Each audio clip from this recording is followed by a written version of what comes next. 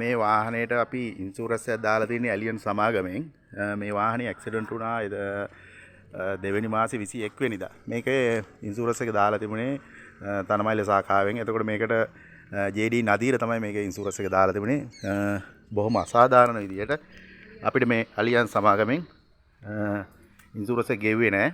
එතකොට නදීරත් ඒකට සම්බන්ධයි.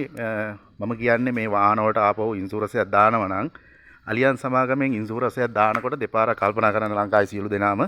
මොකද මේ කට්ටිය ඉන්ෂුරන්ස් ගෙවන්නේ නැහැ. මේ කට්ටිය මේ ටයි කෝඩ් දාගෙන හොරු වගේ තමයි වැඩ කරන්නේ. ටයි කෝඩ් දාගත්ත හොරු තමයි මේ ඔක්කොම අලියන් සමාගමේ ඉන්නේ. රටේ බොහොම පොඩි ගණන් තමයි මේ කට්ටිය ගෙවන්නේ. ලොකු අලාභයක් වුණොත් කොහොමද මේ කට්ටිය ගෙවන්නේ නැහැ. මේක බලන සියලු දෙනාම හොඳින් මතක තියාගන්න. අලියන් සමාගමේ ඉන්ෂුරන්ස් එකක් දානවා නම් දෙපාරක් තුන් පාරක් හතර පාරක් හිතලා දාන්න. මේ වාහනේට ලක්ෂ 10මාරක විතර මුදලක් මට වැය වුණා. හැබැයි මේ කට්ටිය සත පහක්වත් ජෙව්වේ නැහැ. මේ කට්ටිය කරන කපටි වැඩක් තියෙනවා.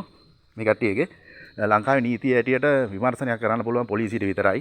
මේ කට්ටිය වෙනම නිලධාරියෙක් දාලා පොලිසිය පෙන්ෂන් ගියපුවා. එහෙම නැත්නම් වැඩ තහනම් වෙච්ච නිලධාරියෙක් දාලා මෙයා වෙනම විමර්ශනයක් කරලා ඉන්ෂුරන්ස් එක නොගෙවරිනවා. මම වාහනේ අපෙනකොට මම තමයි රියදුරා.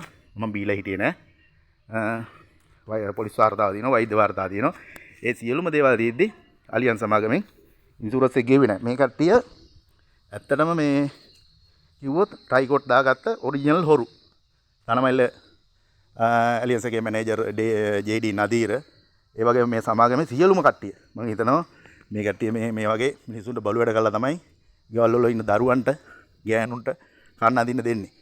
එතකොට මගේ වාහනේ මේ විමර්ශනය කරන්න ආපු නිලධාරිය පොලිස් දෙපාර්තමේන්තුවේ වැඩ තහනමට ලක් වෙච්ච නිලධාරියෙක්. එයා පොලිසියට අල්ලගෙන ආපු කසිප්පු ඒක ඇතුලේ බීලා අපකීර්තිදායක ලෙස හැසිරලා වැඩ තහනම් වෙච්ච නිලධාරියෙක් තමයි ආවේ බලංගොඩ ප්‍රදේශේ. එතකොට ඒ වගේ මිනිහෙක් තමයි මේ කම්පැනියේ විමර්ශන නිලධාරියෙක් වෙනුවෙන් පෙනී හිටින්නේ.